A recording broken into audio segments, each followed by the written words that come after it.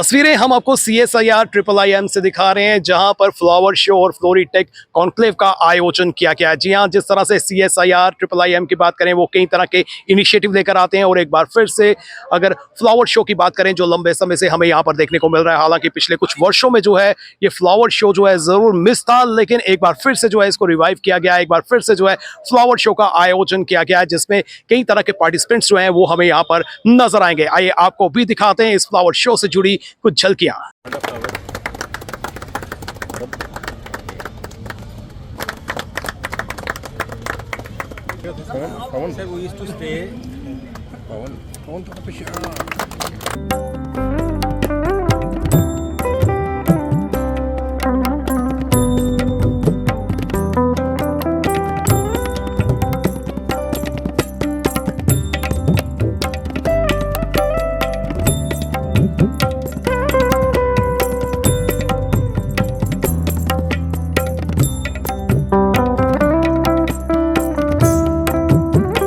इस समय आशुतोष सर मेरे साथ हैं, प्रिंसिपल हैं GMC के। सर, जिस तरह से आई फ्लावर शो का आयोजन किया गया, किस नज़रिए से देखते हैं और कितना बेनिफिट जो है हमारी आने वाली पीढ़ी को मिलने वाला है? देखिए, मैं तो पहले ही कहूँगा कि हम छोटे थे तो हम बचपन में सुनते थे फ्लावर शो हो रहा है सिटी में, डॉग शो हो रहा है, इवन चाइल्ड शो भी हो रहा है, और सारा शहर उस टाइम जगमगा उठता था। एक रौनक होती थी, लोग अपने दुख दर्द भूल के इकट्ठे मिलते थे। तो ये कल्चर वापस आना चाहिए।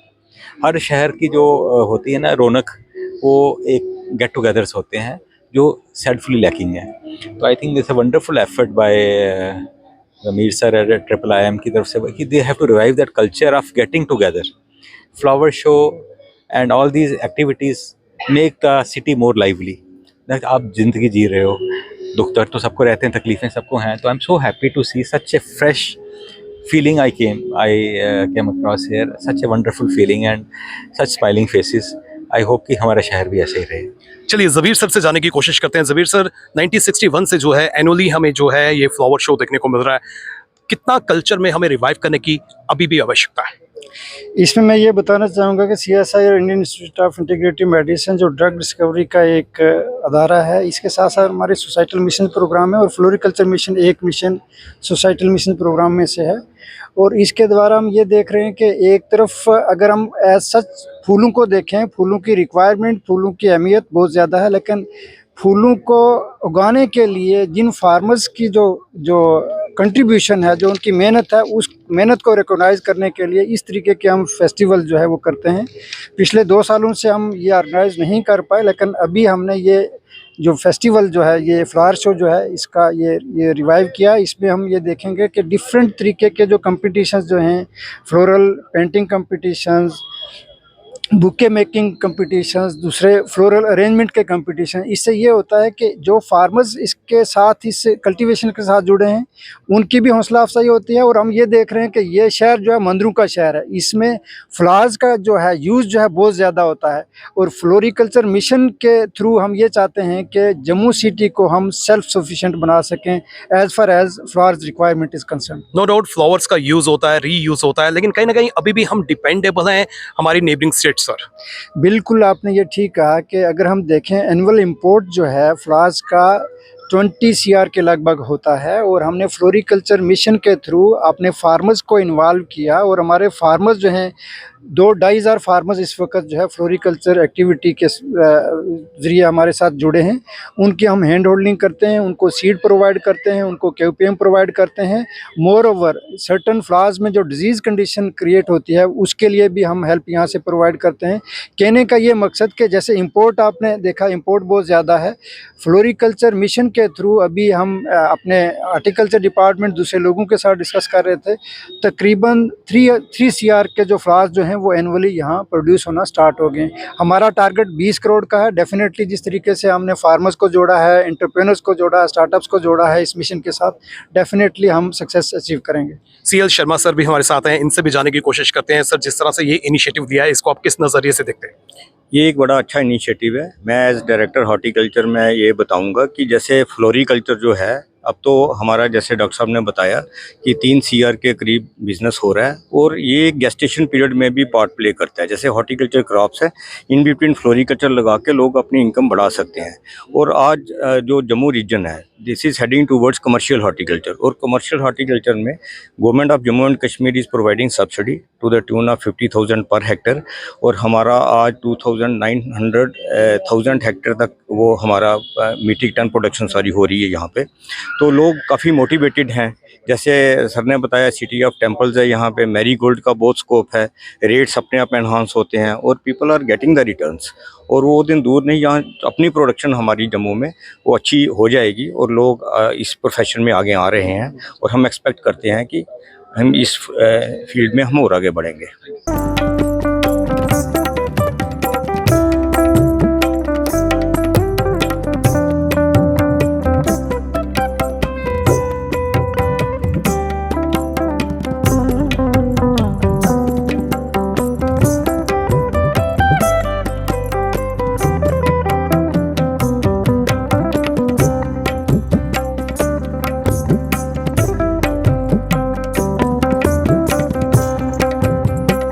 इस समय कुछ फ्लावर लवर मेरे साथ हैं, आइए इनसे जानने की कोशिश करते हैं जिस तरह से यहाँ पर फ्लावर शो का ऑर्गेनाइज किया गया है, किस नजरिए से देखते हैं इस इवेंट को। जी सर, सबसे पहले तो गुड आफ्टरनून। जैसे कि हम आज तक सिर्फ फ्लावर्स को फ्लावर समझते थे, लेकिन जब आप यहाँ पे आए हमने देखा कि जैसे हम मोस्टली कॉमन रोज देखते हैं, मैरीगोल्ड देखते हैं, लेकिन यहाँ पे बहुत से डिफरेंट टाइप्स ऑफ फ्लावर्स हैं, जैसे कि डैनथिस है, ग्लेडियस है, डलिया है, उसके बाद डायनथिस है, बहुत से, और इनके मतलब अलग अलग वैरायटी सब भी जितनी भी इनकी स्पीशीज हैं सब देख रहे हैं। और हमें ये भी बताया गया कि इसकी इकोनॉमिक वैल्यूज़ क्या हैं, मेडिसिनल वैल्यूज़ कुछ की प्लांट्स की हैं। और हमें जैसे लेवेंडर के बारे में बताया गया कि इंडिया का फर्स्ट मोनोप्ले फ्लावर जो का हनी होता है, जो सिर्फ एपीकल्चर और लेवेंडर की कल्टीवेशन से बनता है, वो बताया गया है। और हमें इसकी इकोनॉमिक्स वैल्यूज, मतलब मेडिसिन वैल्यूज, और कुछ जैसे सेंटेड कैंडल्स में यूसेज, एक फ्लावर्स को फ्लावर्स की तरह नहीं समझना, लेकिन उनको अलग एक्स्ट्रा व्यू से हमें समझाया गया। जैसे हमको कैंडल्स में यूज़ कर सकते हैं, एसेंशियल्स ऑयल्स में यूज़ कर सकते हैं, फार्मेसीज में यूज़ कर सकते हैं। उसके बाद रेजिन आर्ट जो आजकल बहुत फेमस है कुछ, और हम रेजिन आर्ट को सीख के अपना एक नया बिजनेस स्टार्ट कर सकते हैं। तो बहुत कुछ सिखाया गया, और एज ए स्टूडेंट तो बहुत हमें नॉलेज मिली है आज। आपका नाम क्या है? मेरा नाम मनप्रीत कौर है। तो आपने क्या ऑब्जर्व किया, क्या लर्न किया? जैसे हम यहाँ पे आए, पहली बार यहाँ पे आए हैं, यहाँ पे बहुत ज़्यादा फ्लावर्स हैं, सबसे ज़्यादा मैरीगोल्ड है। और यहाँ पे हम एग्जीबिशन पे ये देख रहे हैं, यहाँ पे एक तरफ पॉपी है, क्रिस्थैनियम है, रोज़ की भी बहुत वेराइटीज़ हैं, येलो भी है यहाँ पे रोज़। और जो यहाँ पे जो भी ज़्यादा फ्लावर्स हैं ना, वो सारे जेनेटिकली म्यूटेटेड ज़्यादा फ्लावर्स है यहाँ पे। और यहाँ पे हमने ये सीखा है कि जैसे फ्लावर्स में रेजिन आर्ट भी बन सकता है, उन्हें अगर हम ड्राई कर दें तो ड्राई फ्लावर से भी बहुत ज़्यादा आर्ट बन सकता है। रॉ एज अ फ्लावर इतनी उसकी इकोनॉमिक वैल्यू नहीं है। अब as a student, I am a student, okay, तो मेरे को ये भी पता चला कि यहाँ पे मेरे को सीखने को बहुत कुछ है। यहाँ पे मेरे को ये पता चल रहा है कि हम जो घर पे लगाते हैं फ्लावर्स, वो प्लांट और ये प्लांट बहुत अलग डिफरेंस क्यों होता है, क्योंकि सॉइल यहाँ पे अलग है, यहाँ पे बहुत सारी चीज़ें अलग है। हम चाहें तो आगे इसका हम बिजनेस भी बना सकते हैं, अगर हम चाहें तो हम रेजिन आर्ट का बिजनेस बना सकते हैं, अगर हम चाहें तो हम ड्राइड फ्लावर का भी बिजनेस बना सकते हैं।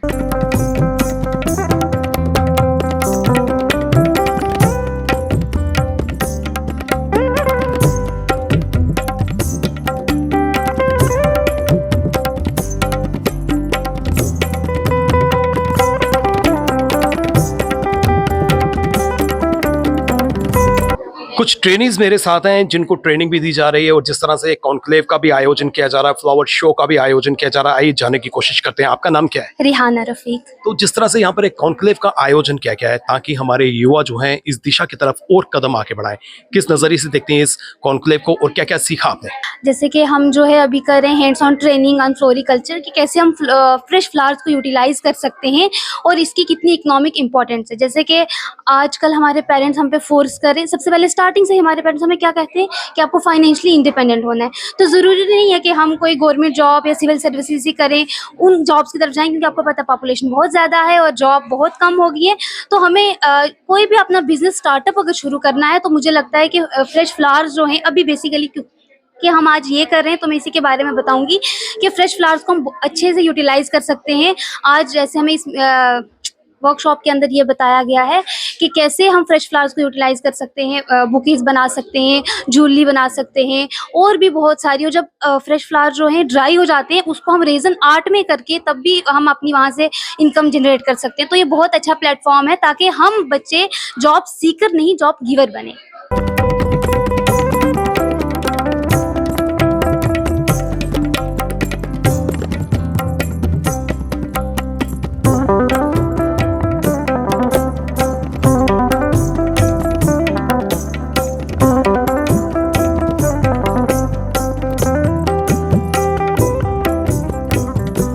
इस कॉन्क्लेव में पार्टिसिपेशन की बात करें तो विभिन्न कॉलेजेस से जो है पार्टिसिपेशन हमें देखने को मिल रही है। अपना नाम बताइए।